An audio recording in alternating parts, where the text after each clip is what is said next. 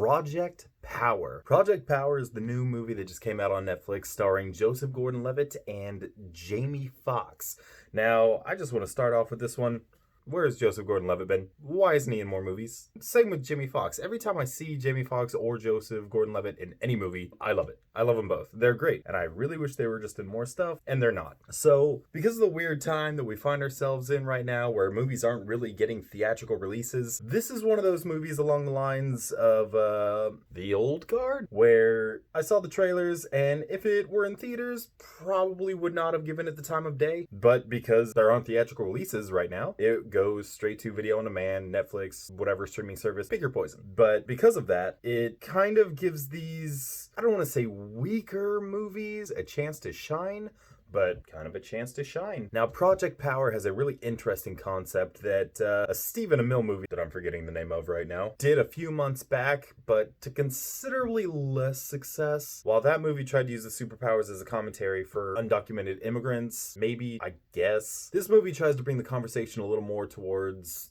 drugs on the streets, whatever, sort of. It doesn't even really do that. It just kind of uses that as a framing device, but I digress. Project Power is a movie where there are illegal drugs on the street that are giving people superpowers. Told you it was a cool concept. Now, these superpowers are going to be the same every time on one person, but each person has a different power, or mostly different. There are categories. Some people get all the powers of Luke Cage, and some people explode. Doesn't quite seem fair. I gotta imagine most people just kind of either die or get their lives ruined. Kind of what the movie makes it out to seem. But Joseph Gordon-Levitt plays a New Orleans cop who is way too dedicated to his job and way too overqualified. And Jamie Foxx plays an ex-military badass looking for his daughter. This old chestnut. And I gotta say, while the concept of this movie is really cool, and each actor gives an amazing performance, great talent all around. Hell, even the cinematography is great. Some of these shots kind of had me like, wow.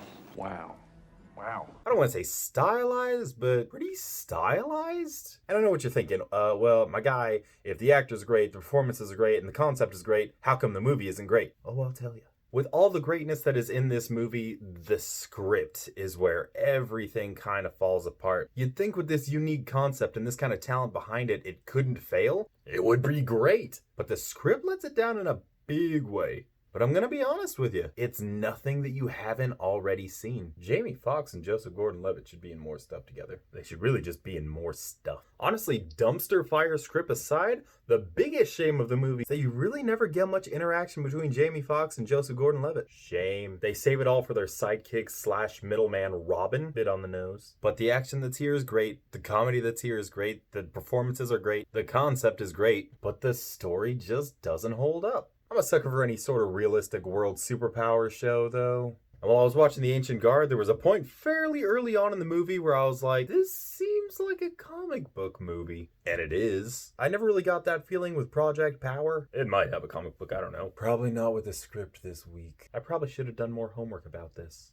The Ancient Guard just did it better. How did this become a review about The Ancient Guard? But because it is on Netflix and you're not having to pay the $10 ticket, the $5 soda, having to sit next to a bunch of screaming children in the movie theater, probably would not take kids to this movie. There are some brutal sequences, but all in all, as much as this movie does have going for it, something just holds it back from greatness. It's okay. Not great. Still definitely worth a watch. So I think I'm gonna give this one 7 recliners out of a banister. More generous than you thought I'd be, huh? I'd watch anything with Joseph Gordon-Levitt in it, though. And Jamie Foxx. Jamie Foxx is always great in anything I see him in. The highlight. Horrible Bosses? Yeah, you'd think Charlie Day. Nope. Jamie Foxx. But banisters aside, I would say Project Power is still definitely worth your time. Because, I mean, what else are you going to watch Joseph Gordon-Levitt and Jamie Foxx in right now? Nothing. Which, again, is a shame. Wow.